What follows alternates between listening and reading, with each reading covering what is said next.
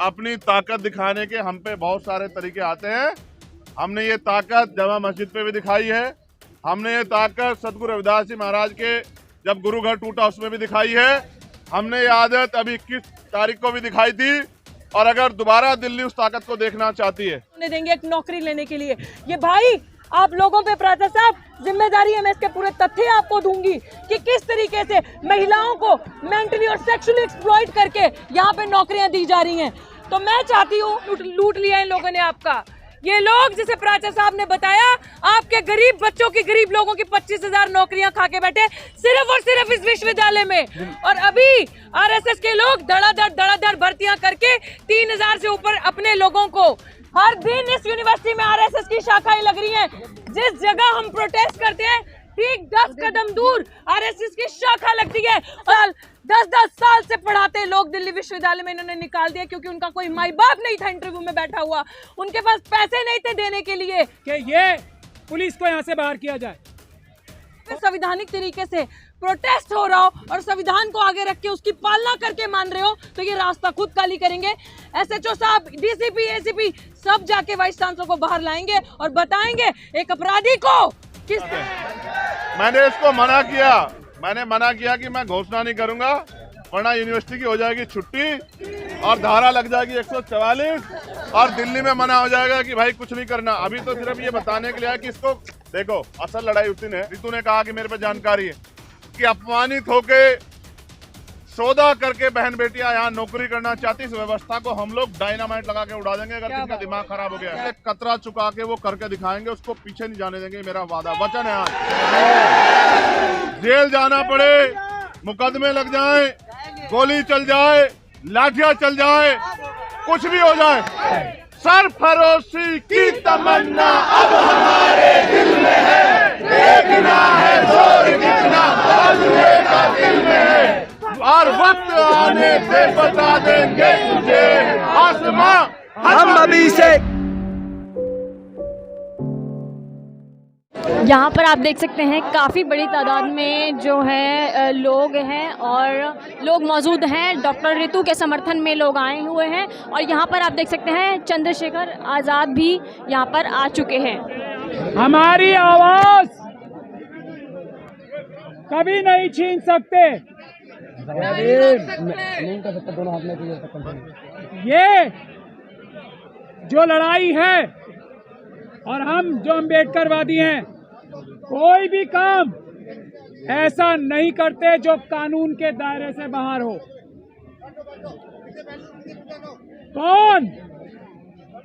कौन कानून पे चल रहा है, कौन कानून पे नहीं चल रहा है, इसका मापदंड तय करने के लिए ये देखा जाना चाहिए कि हम लोग क्या कर रहे हैं।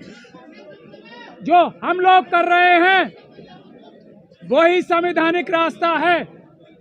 जो अम्बेडकरवादी नहीं है वो जो करते हैं वो गैर संवैधानिक, गैर कानूनी काम होता है।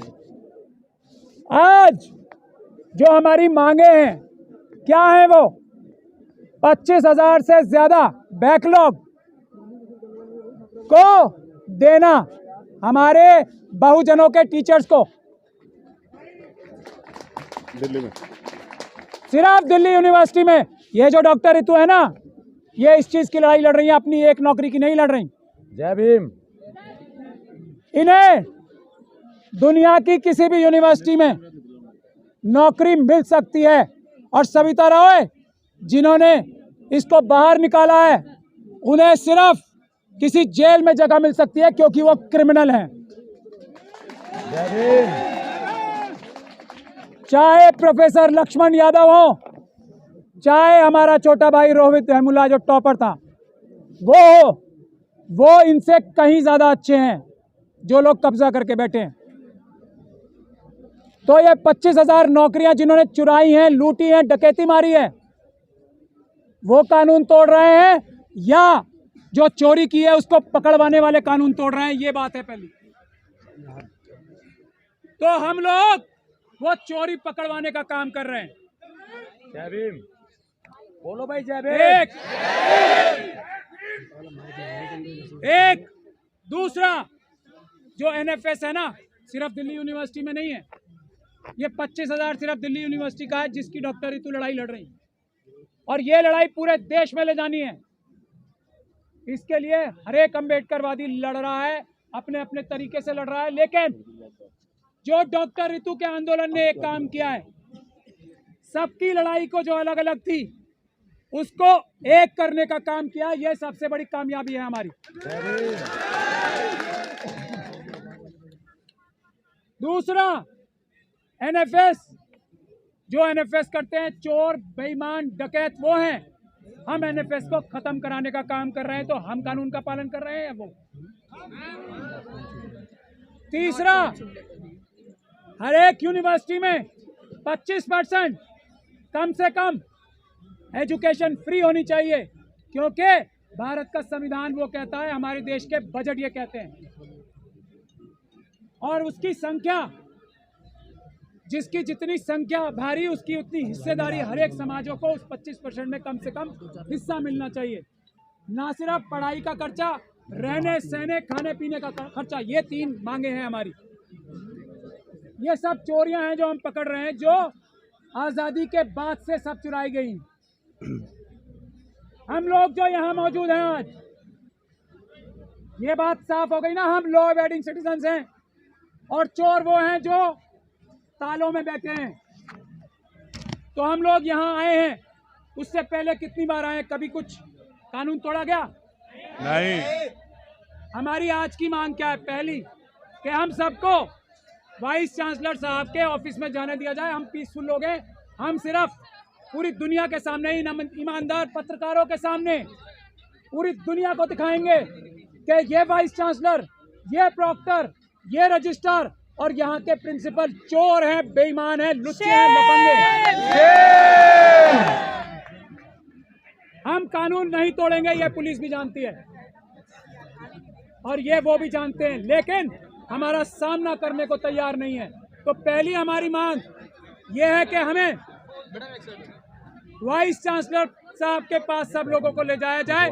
हम इसी तरीके से शांतिपूर्ण ढंग से जमीन पे बैठ के उनसे बात करेंगे और पूरी दुनिया को दिखाएंगे क्या चोरी और डकैती कर रहे हैं ये लोग।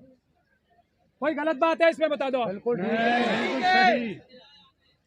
दूसरी, आपने कभी यूनिवर्सिटी में धारा 144 लगती देखी है? नेवर। किसी वाइस चांसलर, देखिए यूनिवर्सिटी का कानून ये है, वाइस चांसलर यूनिवर्सिटी प्रशासन के परमिशन लिए बगैर पुलिस यूनिवर्सिटी में घुस नहीं सकती है। क्या है? इस पुलिस को वाइस चांसलर साहब अपने मसलमैन यानी के बाहुबली की तरह प्रयोग कर रहे हैं। ये क्या उचित है? नहीं। क्योंकि पुलिस किसी भी यूनिवर्सिटी में घुस ही नहीं सकती जब तक के यूनिवर्सिटी का प्रशासन उन्हें बुलाए नहीं। तो हमारी तीसरी मांग ये है आज की कि ये पुलिस को यहां से बाहर किया जाए। कोई जरूरत नहीं है, हम लॉ एंड ऑर्डर बनाने वाले हैं, तोड़ने वाले नहीं। जय भीम। और ये जो ताले आपने किसी यूनिवर्सिटी में दुनिया में ताले लगे देखे हैं? ये ताले लगाने का काम जो है ये अपराध है। चौथी बात, स्पीकर पे फोन करो। जहां पर 145 दिन तक शांतिपूर्ण प्रदर्शन हुआ था, बताइए पीछे से सिट इन हुआ था, मेरी बात करवाओ। वहां दोबारा लगेगा। कर दो ना, मैं डॉक्टर रितु बोल रही हूं। जब तक ये बताइए, ये कोई गलत काम है? हम लोग 145 दिन तक वहाँ बैठे थे, हम साथ हैं। वहाँ कोई लॉ एंड ऑर्डर की प्रॉब्लम हुई? हम पे पत्थर फेंके गए, हमारे डॉक्टर रितु को बदमाशों द्वारा उठवा लिया, धमकियां दिलवाई गई, प्रॉक्टर ने हमले कराए, वाइस चांसलर ने हमले कराए, फिर भी हमने क्या वायलेंस किया? जवाब तक नहीं दिया, चुपचाप हम हर जुल्म सहते रहे। तो ये हमारा आंदोलन वहीं से चलेगा, दुनिया की कोई ताकत रोक नहीं सकती, दिन रात चलेगा।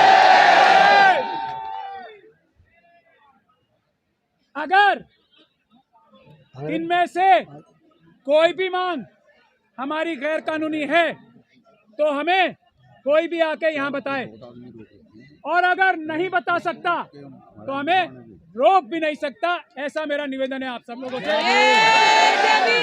लेकिन एक गुजारिश है, आप लोग तो कभी हिंसा कर ही नहीं सकते, कर ही नहीं सकते, क्योंकि आप अम्बेडकरवादी हो।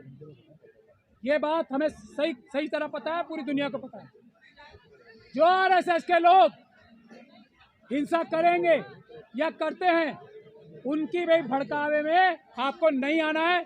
कुछ भी करें वो, हमारे ऊपर पत्थर फेंकें, डंडे चलाएं, लाठी चलाएं, आप लोगों को अपनी बहादुरी दिखानी है। हिंसा नहीं होने दे, ऐसा अपने आप की बहादुरी हमें दिखानी है। किसी भी हालत में इतनी सी भी हिंसा हम आरएसएस के लोगों को ना करने दें, ये हमारी जिम्मेदारी है। हम साथ हैं, हम साथ हैं, हम साथ हैं, बस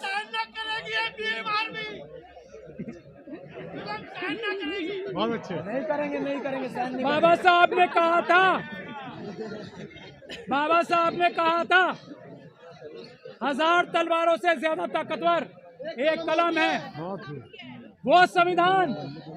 ये संविधान 1000 तलवारों से, 1000 बंदूकों से ज्यादा ताकतवर है।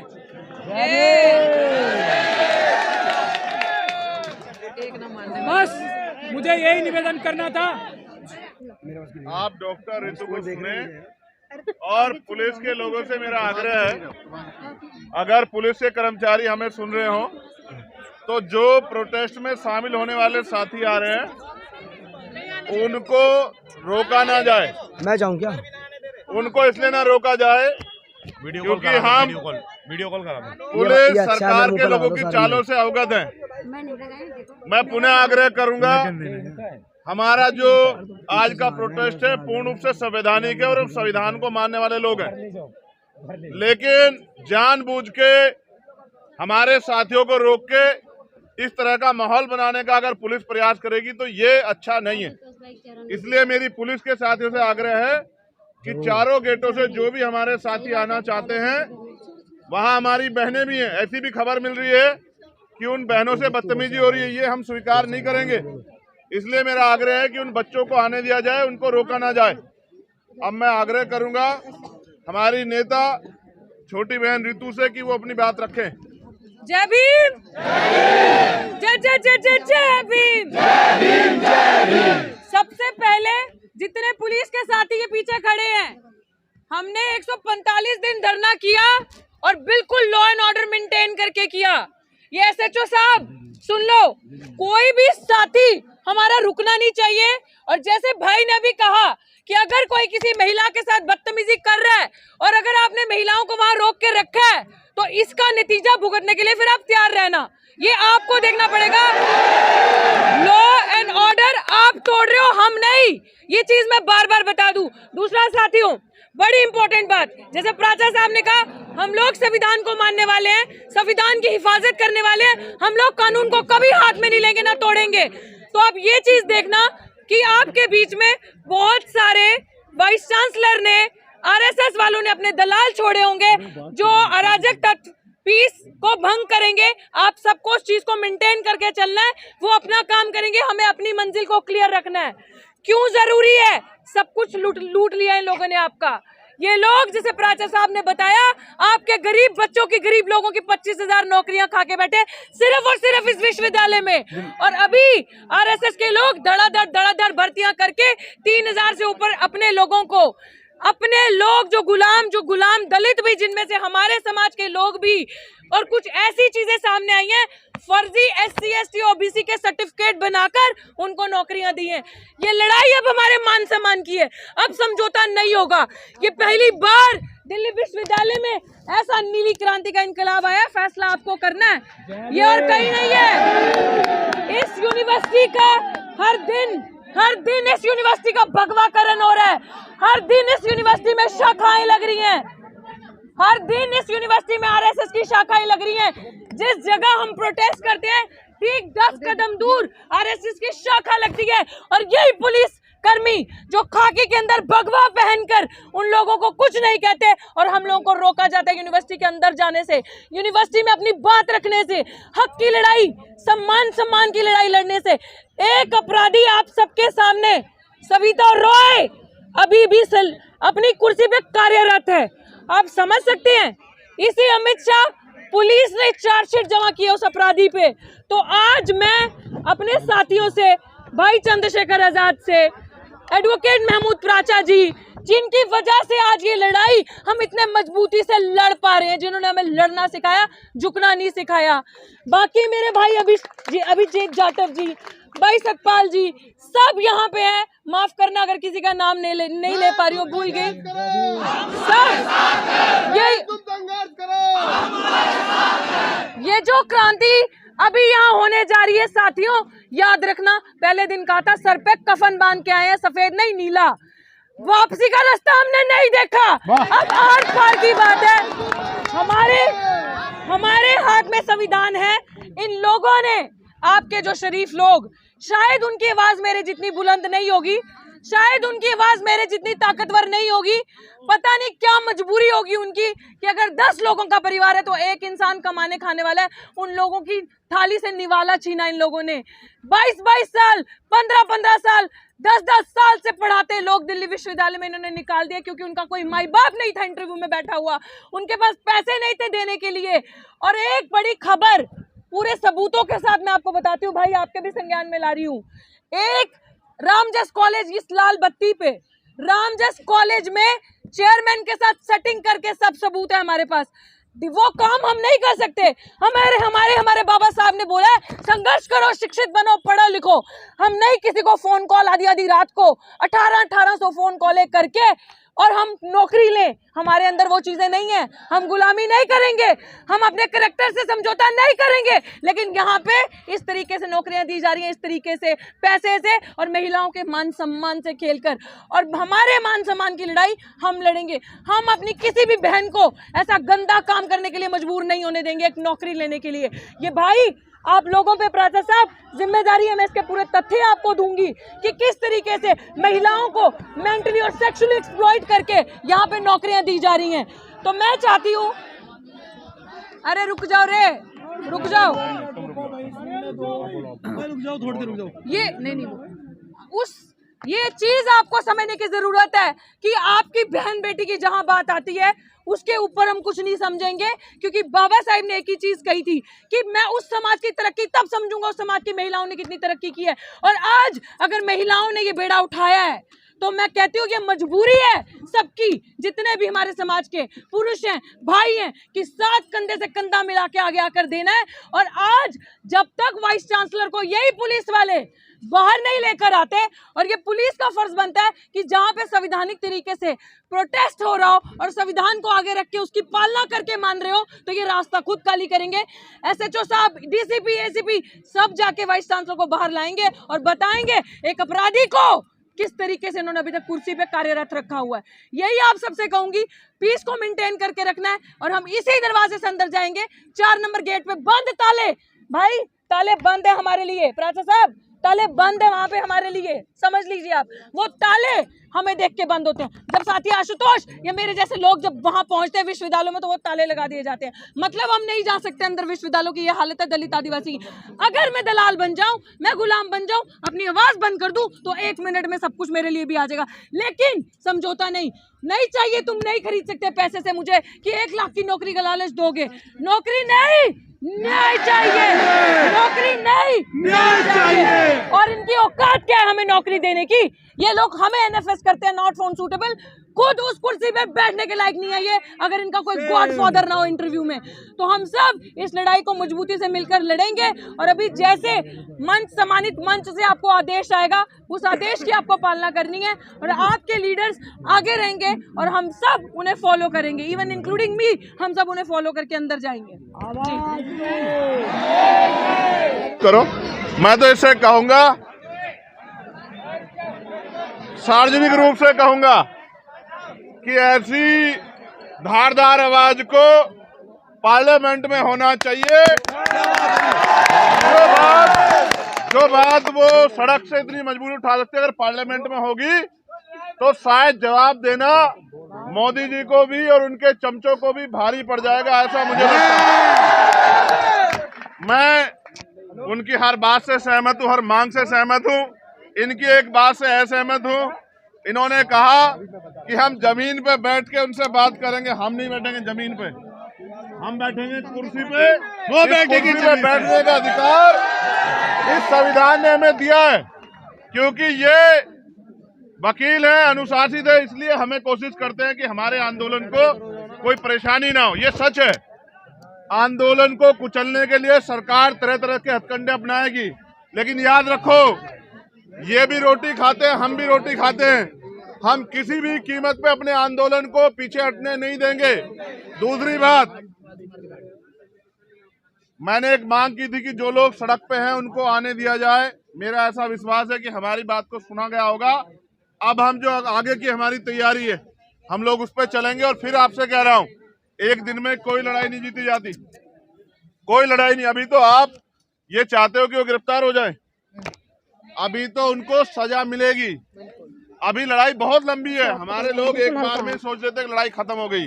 अभी आपको कई बार अपनी ताकत का प्रदर्शन करना पड़ेगा। और मैं एक और छोटी बात कहता हूं, छोटी इसलिए कह रहा हूं क्योंकि बड़ी बात कह के कुछ होता नहीं है। अगर आज से काम नहीं चलेगा तो फिर हमें अपनी ताकत दिखाने के हम पे बहुत सारे तरीके आते हैं। हमने ये ताकत जामा मस्जिद पे भी दिखाई है, हमने ये ताकत सतगुरु रविदास जी महाराज के जब गुरु घर टूटा उसमें भी दिखाई है, हमने ये आदत अभी 21 तारीख को भी दिखाई थी। और अगर दोबारा दिल्ली उस ताकत को देखना चाहती है तो दिल्ली का स्वागत, दोनों हाथ से स्वागत है। इतिहास गवाह है, इतिहास गवाह है, जिस दिन हम दिल्ली आते हैं ताकत से, उस दिन के बाद दिल्ली में अच्छे अच्छों के दांत खट्टे हो जाते हैं। मैंने इसको मना किया, मैंने मना किया कि मैं घोषणा नहीं करूंगा, वरना यूनिवर्सिटी की हो जाएगी छुट्टी और धारा लग जाएगी 144 और दिल्ली में मना हो जाएगा कि भाई कुछ नहीं करना। अभी तो सिर्फ ये बताने के लिए है कि इसको देखो, असल लड़ाई उस दिन है। ये तो लड़ी रही है, बोल भी रही है, और भाई सब लोग इसके साथ है, भीम आर्मी बीएसएफ के लोग भी साथ है, लेकिन इसके आंसू नहीं देख पाया मैं। देखो सच बात ये, बहनों को रोते हुए देखना ये मेरे बस की बात नहीं है। जब ये उस दिन रोई ना तो ऐसा लगा कि क्या कर दें। और हिमांशु जानते हैं इस बात को, मैंने 1 तारीख को कहा था हिमांशु से कि एक दिन का मैं समय निकाल के आता हूँ, लोकसभा से चलेंगे, लेकिन उससे पहले ही सब गड़बड़ हो गया। देखो वो बहुत तेज है, हमारे फोन सुन रहे हैं महमूद भाई, उनको पता लग जाता है कि कब हम क्या करने वाले, इसलिए पहले तैयारी कर लेते हैं। उन्होंने ये आंदोलन कुचला इसलिए, उसको हटाया इसलिए, चोरी डकैती इसलिए की कि आंदोलन पड़ा पड़ा पत्थर ताकतवर हो जाता है। ये तो जिंदा लोग का आंदोलन है।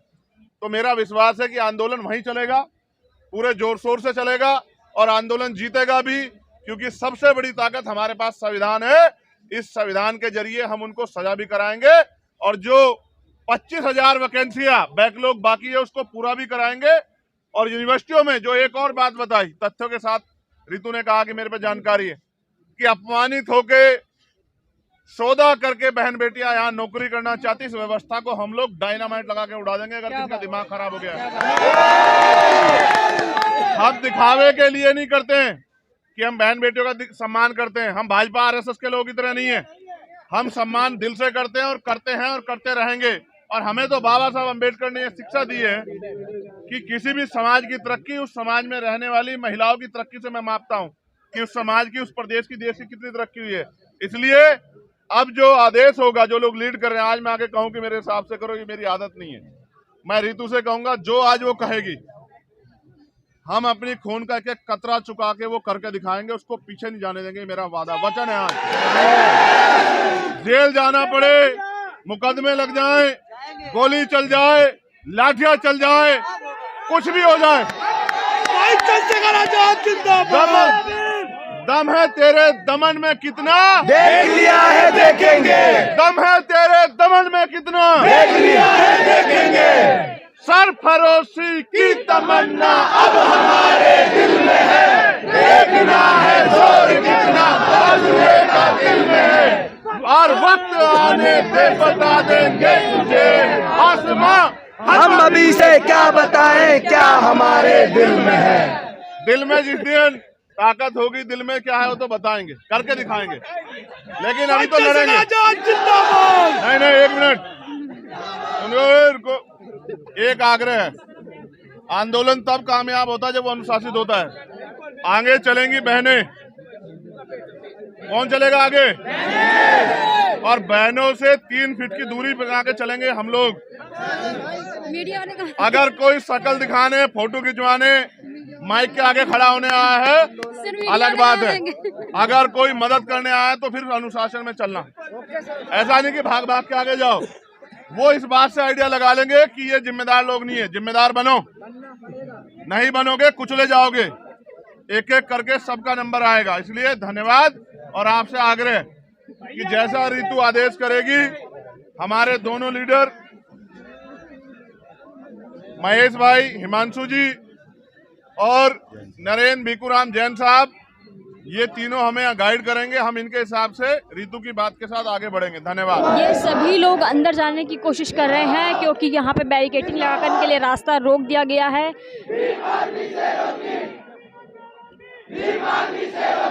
खबरों में बने रहने के लिए फोरम 4 को सब्सक्राइब करें और नोटिफिकेशन पाने के लिए बेल आइकन दबाएं।